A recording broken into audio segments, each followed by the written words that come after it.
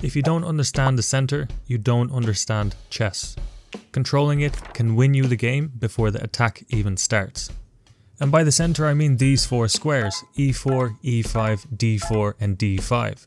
This is why the most common openings are d4 or e5, to take space and control the center. And likewise, this is why the most common reply is d5 or e5, taking back the control over the center of the board. And there are two main ways to control the center. You can put your pawns in the center, or you can influence it from a distance, like a bishop on g2 pressuring d5. And this second approach comes from the hypermodern school of chess. Control the center with pieces and undermine your opponent's central pawns later, just like the king's Indian defense. And the classical approach, it's to seize the center with pawns and support it, like the queen's gambit. And so why is the center so important? Well, to put it simply, more central control equals more mobility for your pieces and more options. Your opponent? Well, less of all of that. Look at this knight in the center versus on the side.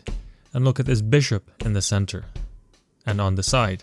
And then look at the queen in the center. And this is why many of the first opening moves are attacks and counter-attacks to the center, because if you win the influence of the center, you'll have more space, more activity and more options, which means more tactics will flow from these positions.